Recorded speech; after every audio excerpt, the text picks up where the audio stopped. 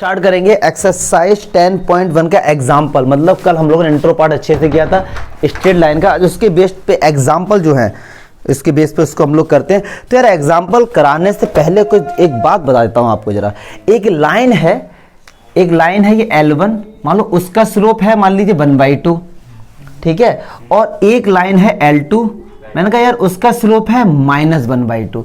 मैंने कहा इसको रिप्रेजेंट करो लाइन, मतलब इसको कोऑर्डिनेट ज्योमेट्री में रिप्रेजेंट करो। तो मैं क्यों बता रहा हूँ एक चीज समझेंगे जरा। ये पॉजिटिव है, अगर कोई भी लाइन का स्लोप क्या होता है वो इस तरीके से कट करता है, ये एंगल थीटा होता है। और हमको पता है स्लोप आता है m = tan थीटा। और tan जो होता है 0 से लेकर 90 तक क्या होता है, पॉजिटिव होता है। और 90 से 180 के बाद नेगेटिव होता है। पक्की बात है, पक्की बात है। तो ये स्लोप पॉजिटिव है, तो पक्की बात है कि इसने पॉजिटिव एक्स एक्सिस से एक्यूट एंगल बनाया होगा। तो हम इसको ऐसे बना सकते हैं, देखो देखने में एक्यूट लग रहा है, ये ऐसे बना सकते हैं या ऐसे बना सकते हैं, कैसे भी हम बना सकते हैं इस लाइन को। अब अंडरस्टूड है, M1 है ये M2, इसका स्लोप है -1/2। तो पक्की बात है यार जो एंगल होगा वो 90 से बड़ा होगा। तो कुछ इस तरीके से होगा या कोई इस तरीके से होगा।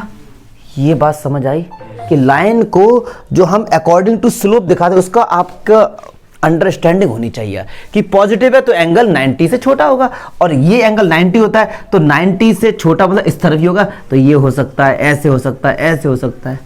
क्लियर है, पक्की बात है। क्यों मैंने ऐसा बताया अभी हम लोग देखते हैं जरा।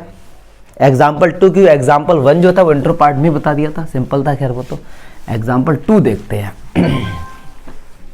और देखिए अगर आपने दो लाइन के बीच का एंगल निकाला और या तो वो एंगल पॉजिटिव होगा या फिर वो एंगल नेगेटिव होगा। क्यों, सुनो ध्यान से रहा। अगर इसने इस तरीके से कट किया, अगर ये एंगल मान लो 45 है तो पक्की बात है ये एंगल 135 ही होगा। तो हम लोगों ने प्रूव किया है कि अगर आंसर पॉजिटिव आ रहा है तो समझ एक्यूट एंगल होगा, अदरवाइज ऑप्टिक होगा नेगेटिव आने पे। ठीक है जी, तो ये छोटी छोटी बातें जो आपको आनी चाहिए। एग्जाम्पल 2 लेते हैं यार। इसमें कह रहा है कि if the angle between two lines is π/4, मतलब दो लाइन के बीच में एंगल पहले से ही दे दिया गया है, पहले से ही कह रहे हैं। तो थीटा कितना दे दिया गया है, π/4।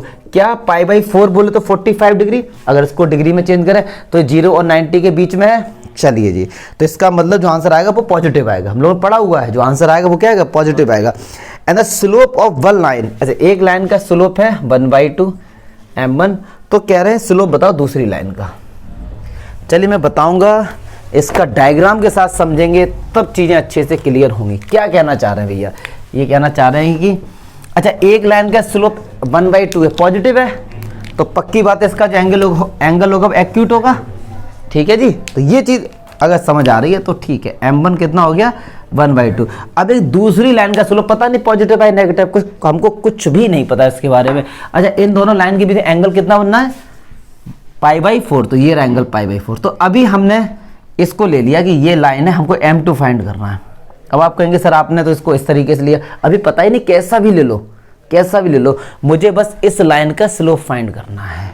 क्लियर है। अच्छा ये पक्की बात है कि इनके बीच में एक्यूट एंगल, तो आंसर पॉजिटिव आएगा, पक्की बात है। तो फॉर्मूला क्या होता है, tan theta = M2 - M1 upon 1 plus, और क्या आता था, मॉड्यूलस। क्यों आता है मॉड्यूलस, क्योंकि हमको पता है जब एंगल एक्यूट है तो पॉजिटिव आएगा, और मॉड्यूलस का मीनिंग होता है आंसर कुछ भी है उसको पॉजिटिव में कन्वर्ट कर देना, यस और नो। तो थीटा कितना है, π/4। अब M2 तो पता ही नहीं, M2 की जगह M2 लिख देंगे यार, और M1 की जगह 1/2, और 1 प्लस M2 × 1/2। tan π/4 की वैल्यू कितनी होती है, 1। M2, चलो यहाँ पे एलसीएम ले लें, पढ़े लिखे 2 का एलसीएम आएगा तो 2m2 - 1/2, और इसका आएगा 2 प्लस m2/2। अच्छा एलसीएम लेना आता है, चलो मैं इसका दिखा दूं। बहुत से जिन बच्चों को कंफ्यूजन है कि m2 - 1/2 का एलसीएम 2 आया, 2 का मल्टीप्लाई इसके साथ हुआ तो 2m2 - का 1, तो 2m2 - का, और नीचे 2 हो गया। इस 2 से ये 2 क्या हुआ, कैंसिल हो गया।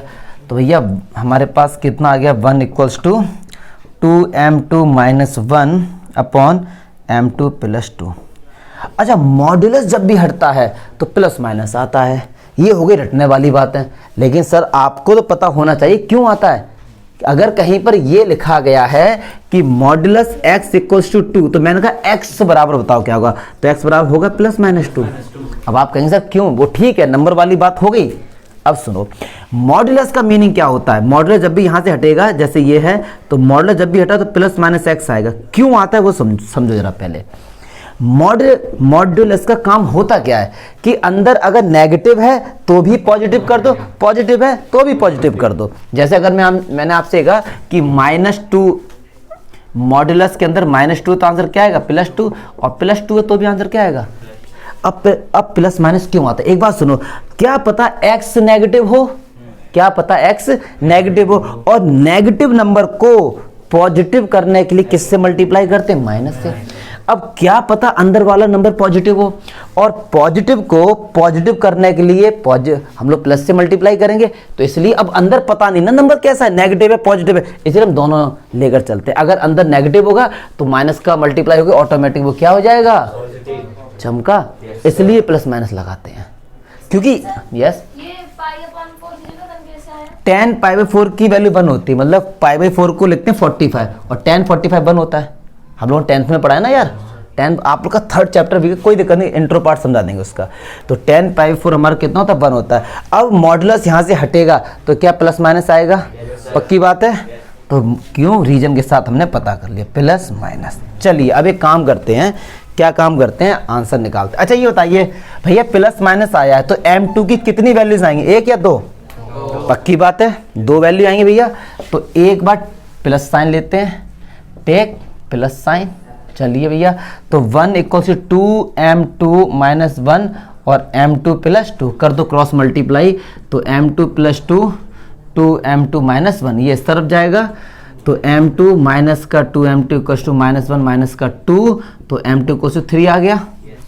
मतलब दूसरी लाइन का स्लोप कितना आ गया, 3 आ गया। चलिए जी अच्छा, अब एक और देखते हैं, नेगेटिव साइन लेते हैं, मतलब यहाँ पे माइनस साइन लेंगे, तो ये माइनस साइन लेंगे मतलब माइनस अंदर जाएगा, तो ये माइनस का 2m2 हो जाएगा, प्लस का 1 हो जाएगा, अपॉन m2 + का 2।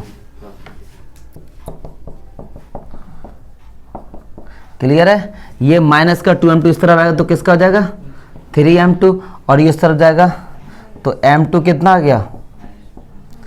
मतलब जो दूसरी लाइन है उसके 2 स्लोप आए हैं। इसका मीनिंग क्या सर, ऐसा कैसे पॉसिबल हो रहा है कि एक ही लाइन के 2 स्लोप आ रहे, नहीं आ रही हैं। समझो, इसका डायग्राम के साथ समझेंगे क्या है इसका मीनिंग, ये क्या कहना चाह रही है, इसी चीज को समझेंगे। क्योंकि नंबर तो मिल गए, अगर नंबर वाली बात अगर आप करते हैं तो भैया नंबर तो आपको मिल गए। जो बात बता रहा हूं केवल आपको समझाने के लिए क्या है क्या। देखो एक लाइन जो पहली लाइन है उसका स्लोप तो 1/2 पक्का ही पक्का है, तो ये कह रहे हैं कि अगर दूसरी लाइन का स्लोप 3 है तो भी उनके बीच में एंगल π/4 होगा, अगर स्लोप -1/3 है तो भी एंगल π/4 ही होगा। तो देखो डायग्राम के साथ समझेंगे इसको कैसे। 1/2 वाली लाइन तो ये रही, m1 तो ये रहा। अब दूसरा मान लो हम लेते हैं 3 को, तो 3 क्या है, पॉजिटिव है नेगेटिव है, पॉजिटिव है तो एंगल क्या होगा, एक्यूट होगा, पक्की बात है। तो एक्यूट एंगल होगा, तो इसको हम किस तरीके से कट करें, कुछ इस तरीके से कट कर देते हैं। ये रहा m2, क्या ये एक्यूट एंगल होगा, पक्की बात है। तो ये एंगल कितना होगा, 45, ठीक है।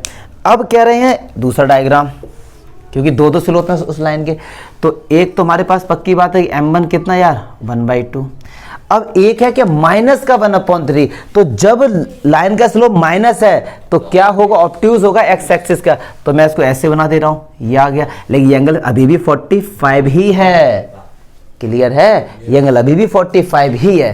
केवल ये प्लस और माइनस ये इंडिकेट करता है यार, अगर प्लस साइन है तो एक्यूट एंगल बना रहा है पॉजिटिव x एक्सिस से, अगर नेगेटिव है तो ऑब्ट्यूज एंगल बना रहा है पॉजिटिव x एक्सिस से। बस ये है प्लस माइनस का चक्कर यहाँ पे, क्लियर है। आंसर 2 नहीं आ रहे हैं, आप अगर इसको 2 से समझेंगे, ये लाइन्स है भैया 45, एंगल में चेंजिंग नहीं हो रही है, ऐसा एंगल में चेंजिंग नहीं हो रही है, क्लियर है, पक्की बात है।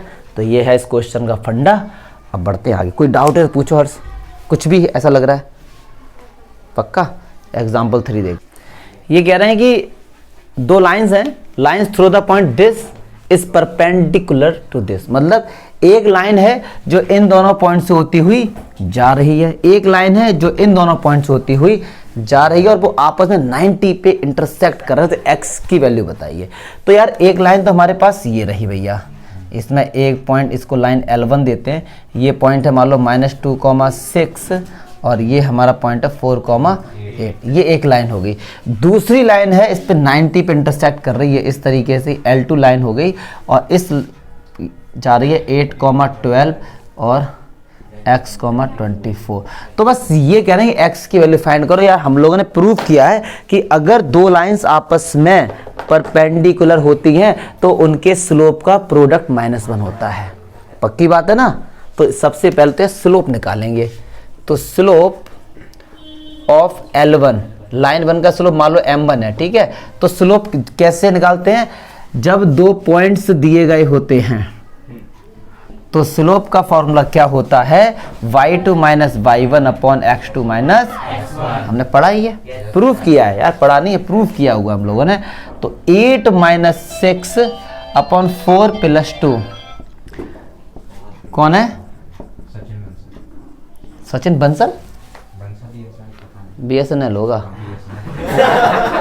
चलो अच्छा देखो, अच्छा स्लोप ऑफ L2, बात नहीं करो यार फिर।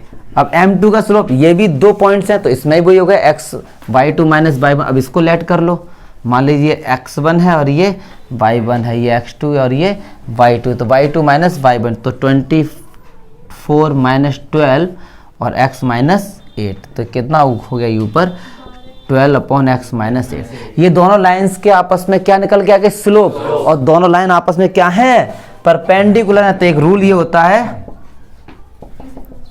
क्लियर है, उठा के ये बोल दो क्या ना पढ़ा रहे हैं। तो ये भैया x minus 8 equals to -1, clear है, कोई डाउट है, पक्की बात। तो यार यहाँ से x निकाल ही लोगे ना, बच्चों वाली बात है, क्रॉस मल्टीप्लाई कर करके, इसमें तो कुछ ऐसा नहीं है कि लोचा कुछ भयंकर, क्लियर है। तो यहाँ से हम लोग x निकाल सकते हैं। कंसेप्ट समझो, रिजल्ट कहाँ पर डाउट हुआ यार बताओ कि सर ये डाउट हुआ। कोई भी लाइन अगर 2 पॉइंट से होती हुई जाती है उसके स्लोप का फॉर्मूला ये होता है, और कोई लाइन यहाँ जा रही है उसका स्लोप, ये दोनों का प्रोडक्ट क्या होता है, -1 होता है अगर वो 90 पे कट कर रहे हैं, ठीक है। निकाल दो x यार। एग्जाम्पल 4 देखते हैं यार। ये कह रहे हैं कि ये 3 पॉइंट्स है PQR, ये लाई ऑन द लाइन, एक लाइन पर है, मतलब इस तरीके से लेते हैं। मान लो ये एक पॉइंट यहाँ P है, एक पॉइंट ये Q है और एक पॉइंट ये R है। तो कह रहे हैं ये प्रूफ करना है, चलो वो सब ठीक है, हम लोग प्रूफ करेंगे, ठीक है। एक बात बताइए, अगर ये तीनों पॉइंट लाइन पर हैं तो क्या इन दो पॉइंट्स का स्लोप यहाँ तक का और इन दो पॉइंट्स का स्लोप बराबर नहीं होगा, क्योंकि एक लाइन का स्लोप कभी चेंज नहीं होगा ना यार। इस लाइन पे इनफाइनाइट नंबर ऑफ पॉइंट्स होंगे, किन्हीं भी दो का स्लोप निकालोगे हमेशा बराबर है, क्योंकि एक लाइन पे है ना। तो यार हम यहाँ क्या लिख सकते हैं, slope of PQ equals to slope of QR। तो चलिए, अच्छा PQ, कभी भी दो पॉइंट्स का स्लोप निकालते y2 minus y1 upon x2 minus x1, PQ ये रहा, तो y2 तो यही होगा ना। अब आप ये मत कहना सर ये y1, अरे यार लेट नहीं करते हैं, x1 y1 x2 y2, ठीक। तो y2 माइनस y1 तो कितना है, y1 minus k upon x1 minus h equals to QR, तो ये y2 minus y1 upon x2 minus, cross multiply कर दो, आई थिंक आंसर आ गया। तो y1 minus k x2 minus x1 minus h और y माइनस y1, यहाँ पे y2 होगा ना। चलिए अब देखो आंसर क्या लाना है, h minus x1 minus h, ठीक है, y2 minus y1, k minus y1। अच्छा आप सोच रहे होंगे सर लाना तो ये, आ तो गया ये, अरे यार एक ही तो बात है। अगर मैं इसको उल्टा लिखूं क्या, k माइनस y1, तो माइनस कॉमन आएगा था, इसको लिखूंगा h माइनस x1, तो क्या माइनस कॉमन नहीं आएगा, बिल्कुल आएगा, और y2 माइनस y1, माइनस से माइनस सही हो गया, आ गया आंसर हमारा ये, क्लियर है। तो ऐसी टेंशन वाली बात नहीं। ये लास्ट एग्जांपल बचा हुआ, इसे भी करके खत्म, फिर एक्सरसाइज पे एंट्री करते हैं यार हम लोग जल्दी से। ये भी बहुत बच्चों वाला क्वेश्चन है। कह रहे हैं इन अ फिगर, चलो फिगर दिया गया, इसी को फिगर लेट कर लेते हैं। इस तरीके से ये फिगर दिया गया है, ये इसके कोऑर्डिनेट 0,2 है, इसके 3,8 है, इसके t,d है, ठीक है जी। ये सब इस तरीके से दिया गया है। तो कह रहे हैं using the concept of slope find the law of motion, how distance depends upon time. अरे कुछ नहीं करना यार, रिक्वायर्ड इक्वेशन फाइंड करनी है। सुनो चलो, ये फिजिक्स वाला कंसेप्ट है हमको, लेकिन केवल मैथ वाला लगाना है। क्या इन दो के स्लोप बराबर नहीं होंगे, और इन दो के स्लोप बराबर रखेंगे तो एक इक्वेशन निकल गया कि वही इक्वेशन फाइंड करनी है आपको बस। तो इनका y2 minus y1 x2 minus x1, y2 minus y1 x2 minus x1 कर देना, क्रॉस मल्टीप्लाई, d और t की फॉर्म में एक इक्वेशन निकल गया, उसी इक्वेशन की बात कर रहे हैं बस। और ये इक्वेशन मोशन को रिप्रेजेंट करी कैसे कर रही है, how distance depends upon time. हाँ ठीक है, रिलेशन निकालना d और t का आ जाएगा, ठीक है, पक्की बात है ना। और ये तीनों पॉइंट्स आपस में कोलिनियर है, ठीक है। तो ये बच्चों वाली बातें आपको आनी चाहिए।